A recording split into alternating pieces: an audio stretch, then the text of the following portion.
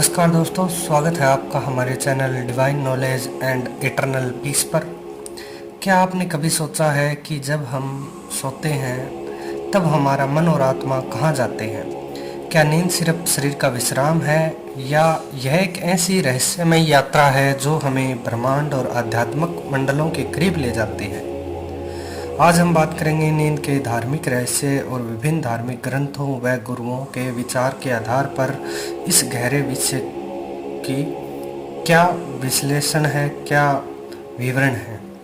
तो चलिए इस आध्यात्मिक यात्रा को शुरू करते हैं। और अगर आपको यह विषय रोचक लगता है तो लाइक, शेयर और सब्सक्राइब करना न भूलें। नींद का आध्यात्मिक महत्व। नींद सिर्फ शारीरिक विश्राम नहीं है, बल्कि यह एक ऐसी अवस्था है जहां हमारा मन और आत्मा सूक्ष्म स्तर पर काम करते हैं। प्राचीन भारतीय शास्त्रों जैसे वेदों, उपनिषदों और पुराणों में नींद को एक आध्यात्मिक प्रक्रिया माना गया है। आर्ट ऑफ लिविंग के लेखक गुरुदेव श्री श्री रविशंकर जी कहते हैं कि नींद में हमारा सूक्ष्म शरीर और कारण शरीर सक्रिय होते हैं। Rapid eye movement. नींद में सूक्ष्म शरीर सपनों के माध्यम से भावनाओं और विचारों को प्रोसेस करता है, जबकि गहरी नींद में कारण शरीर हमें ब्रह्मांडीय ऊर्जा से जोड़ता है।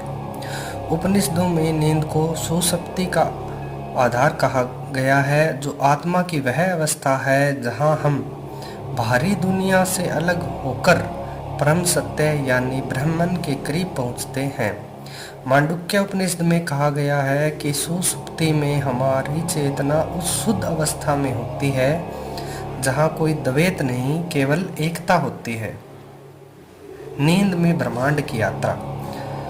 क्या हम नींद में ब्रह्मांड की यात्रा करते हैं? योग और तंत्र शास्त्रों के अनुसार सपनों में हमारा सूक्ष्म शरीर विभिन्न लोकों और मंडलों में भ्रमण करता है। भागवत पुराण में ब्रह्मा जी को सृष्टि का सृजनकर्ता बताया गया है और कहा जाता है कि ब्रह्मा का एक दिन यानी महाकल्प हमारी धारणा से परे है। कुछ विद्वानों का मानना है कि गहरी नींद में हमारी आत्मा ब्रह्मा के इस ब्रह्मांडीय चक्कर से जुड़ती है। स्वामी विवेकानंद ने कहा था कि नींद और ध्यान में गहरा संबंध है। ध्यान में हम सचेत रूप से उस अवस्था में जाते हैं जो नींद में अनायास होती है। सपनों में हम न केवल अपने अवचेतन मन की गहराइयों में जाते हैं, बल्कि कभी कभी ब्रह्मांडीय चेतना से भी जुड़ते हैं।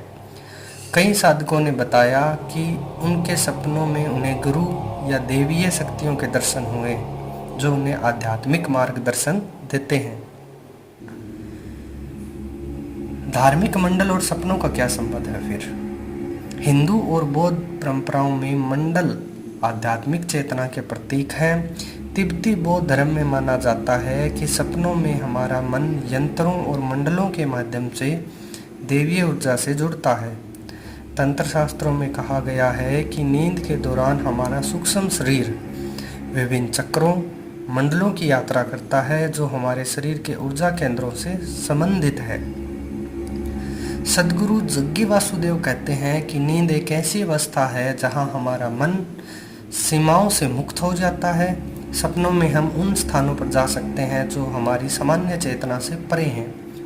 कुछ योगी यह भी मानते हैं कि गहरी नींद में हम कुंडलिनी ऊर्जा के साथ जुड़ सकते हैं, जो हमें आध्यात्मिक जागृति की ओर ले जाती है।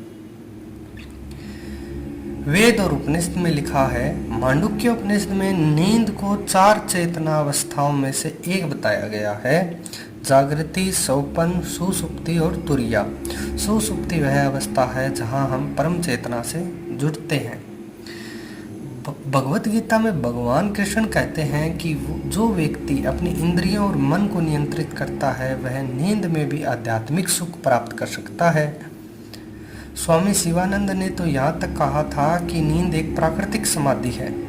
अगर हम सोने से पहले मंत्र जप या ध्यान करें तो हमारी नींद आध्यात्मिक बन सकती है।